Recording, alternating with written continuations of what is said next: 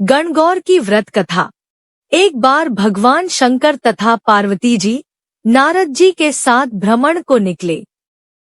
चलते चलते वे चैत्र शुक्ल तृतीया के दिन एक गांव में पहुंच गए। उनके आगमन का समाचार सुनकर गांव की श्रेष्ठ कुलीन स्त्रियां उनके स्वागत के लिए स्वादिष्ट भोजन बनाने लगी। भोजन बनाते बनाते उन्हें काफी विलंब हो गया, किंतु साधारण कुल की स्त्रियां श्रेष्ठ कुल की स्त्रियों से पहले ही थालियों में हल्दी तथा अक्षत लेकर पूजन हेतु पहुंच गईं। पार्वती जी ने उनके पूजा भाव को स्वीकार करके सारा सुहाग रस उन पर छिड़क दिया। वे अटल सुहाग प्राप्ति का वरदान पाकर लौटीं। तत्पश्चात उच्च कुल की स्त्रियां अनेक प्रकार के पकवान लेकर गौरी जी और शंकर जी की पूजा करने पहुंची। सोने चांदी से निर्मित उनकी थालियों में विभिन्न प्रकार के पदार्थ थे। उन स्त्रियों को देखकर भगवान शंकर ने पार्वती जी से कहा, तुमने सारा सुहाग रस तो साधारण कुल की स्त्रियों को ही दे दिया, अब इन्हें क्या दोगी? पार्वती जी ने उत्तर दिया, प्राणनाथ, आप इसकी चिंता मत कीजिए। उन स्त्रियों को मैंने केवल ऊपरी पदार्थों से बना रस दिया है, इसलिए उनका रस धोती से रहेगा। परंतु मैं इन उच्च कुल की स्त्रियों को अपनी उंगली चीरकर अपने रक्त का सुहाग रस दूंगी। यह सुहाग रस जिसके भाग्य में पड़ेगा, वह तन मन से मुझ जैसी सौभाग्यवती हो जाएगी। जब स्त्रियों ने पूजन समाप्त कर दिया, तब पार्वती जी ने अपनी उंगली चीरकर उन पर छिड़क दी। जिस पर जैसा छींटा पड़ा, उसने वैसा ही सुहाग पा लिया। तत्पश्चात भगवान शिव की आज्ञा से पार्वती जी ने नदी तट पर स्नान किया और बालू की शिव मूर्ति बनाकर पूजन करने लगी। पूजन के बाद बालू के पकवान बनाकर शिवजी को भोग लगाया। प्रदक्षिणा करके नदी तट की मिट्टी से माथे पर तिलक लगाकर 2 कण बालू का भोग लगाया। इतना सब करते करते पार्वती को काफी समय लग गया। काफी देर बाद जब वे लौटकर आईं तो महादेव जी ने उनसे देर से आने का कारण पूछा। उत्तर में पार्वती जी ने झूठ ही कह दिया कि वहां मेरे भाई भावज आदि मायके वाले मिल गए थे, उन्हीं से बातें करने में देर हो गई। परंतु महादेव तो महादेव ही थे, वे कुछ और ही लीला रचना चाहते थे। अतः उन्होंने पूछा, पार्वती, तुमने नदी के तट पर पूजन करके किस चीज का भोग लगाया था और स्वयं कौन सा प्रसाद खाया था?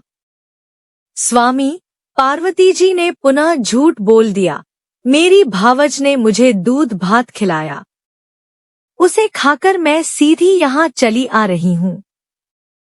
यह सुनकर शिवजी भी दूध भात खाने की लालच में नदी तट की ओर चल दिए। पार्वती दुविधा में पड़ गई। तब उन्होंने मौन भाव से भगवान भोले शंकर का ही ध्यान किया और प्रार्थना की, हे भगवान, यदि मैं आपकी अनन्य दासी हूँ, तो आप इस समय मेरी लाज रखिए। यह प्रार्थना करती हुई पार्वती जी भगवान शिव के पीछे पीछे चलती रहीं। उन्हें दूर नदी के तट पर माया का महल दिखाई दिया। उस महल के भीतर पहुंचकर वे देखती हैं कि वहां शिवजी के साले तथा सलहज आदि सपरिवार उपस्थित हैं। उन्होंने गौरी तथा शंकर का भावभीना स्वागत किया। वे 2 दिनों तक वहां रहे। तीसरे दिन पार्वती जी ने शिव से चलने के लिए कहा, पर शिवजी तैयार न हुए। वे अभी और रुकना चाहते थे। तब पार्वती जी रूठकर अकेली ही चल दी। ऐसी हालत में भगवान शिवजी को पार्वती के साथ चलना पड़ा। नारद जी भी साथ साथ चल दिए। चलते चलते वे बहुत दूर निकल आए। उस समय भगवान सूर्य अपने धाम पश्चिम को पधार रहे थे। अचानक भगवान शंकर पार्वती जी से बोले, मैं तुम्हारे मायके में अपनी माला भूल आया हूँ। ठीक है, मैं ले आती हूँ।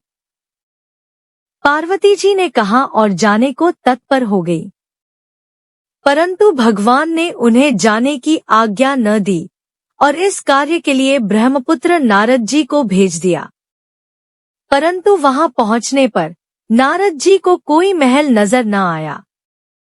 वहां तो दूर तक जंगल ही जंगल था, जिसमें हिंसक पशु विचर रहे थे। नारद जी वहां भटकने लगे और सोचने लगे कि कहीं वे किसी गलत स्थान पर तो नहीं आ गए। मगर सहसा ही बिजली चमकी और नारद जी को शिवजी की माला एक पेड़ पर टंगी हुई दिखाई दी।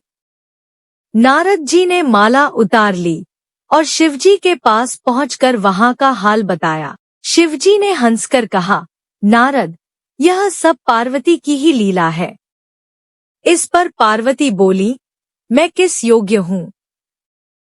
तब नारद जी ने सिर झुकाकर कहा, माता, आप पतिव्रताओं में सर्वश्रेष्ठ हैं। आप सौभाग्यवती समाज में आदि शक्ति हैं। यह सब आपके पतिव्रत का ही प्रभाव है। संसार की स्त्रियां आपके नाम स्मरण मात्र से ही अटल सौभाग्य प्राप्त कर सकती हैं और समस्त सिद्धियों को बना तथा मिटा सकती हैं। तब आपके लिए यह कर्म कौन सी बड़ी बात है? महामाये, गोपनीय पूजन अधिक शक्तिशाली तथा सार्थक होता है। आपकी भावना तथा चमत्कारपूर्ण शक्ति को देखकर मुझे बहुत प्रसन्नता हुई है। मैं आशीर्वाद रूप में कहता हूँ कि जो स्त्रियां इसी तरह गुप्त रूप से पति का पूजन करके मंगल कामना करेंगी, उन्हें महादेव जी की कृपा से दीर्घायु वाले पति का संसर्ग मिलेगा। गणगौर की दूसरी कथा। एक राजा था और एक माली। राजा के खेत में चना बोया गया और माली ने अपने खेत में दूब बोई। राजा का चना बढ़ता गया, लेकिन माली का दूब घटता गया। यह देखकर माली ने सोचा कि राजा का चना बढ़ता जा रहा है, लेकिन मेरा चना घटता जा रहा है। ऐसा क्यों? यह सोचकर अपने खेत की रखवाली के लिए खेत के पास छिपकर बैठ गया। उसने देखा कि गांव की लड़कियां उसके खेत से दूब लेकर जा रही है। तब उसने उन लड़कियों में से किसी का लोटा, किसी की डोरी, वस्त्र एवं गहने छीन लिए और कहने लगा, तुम सब मेरे खेत से दूब क्यों तोड़ कर ले जा रही हो?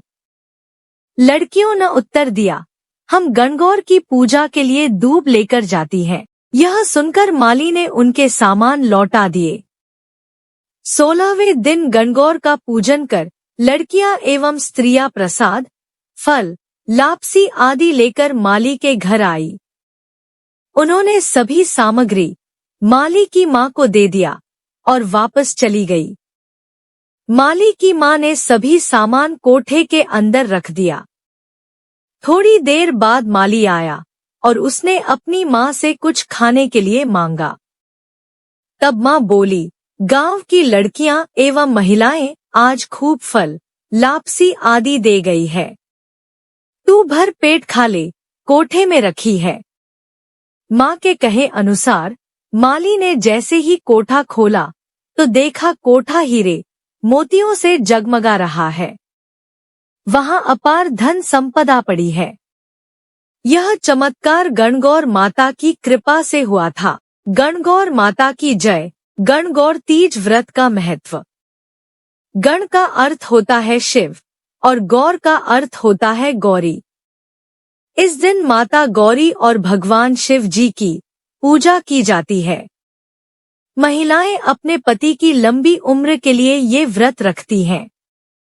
अगर अविवाहित महिला इस व्रत को रखती हैं, तो उन्हें मनचाहा पति मिलने का आशीर्वाद मिलता है। विवाहित महिलाओं को सुखद वैवाहिक जीवन का आशीर्वाद मिलता है। इस दिन विधि विधान से शिव गौरी की पूजा करने से घर में सुख समृद्धि और शांति आती है। ऐसा माना जाता है कि देवी पार्वती ने भी अखंड सौभाग्य की कामना से तपस्या की थी। इस तपस्या के पुण्य से भगवान शिव को पति के रूप में पाया था। इस दिन भगवान शिव ने देवी पार्वती को और देवी पार्वती ने स्त्री जाति को अखंड सौभाग्य का वरदान दिया था। तभी इस दिन से व्रत रखने की प्रथा चली आ रही है।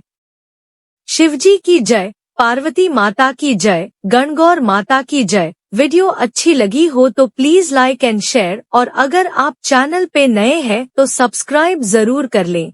धन्यवाद।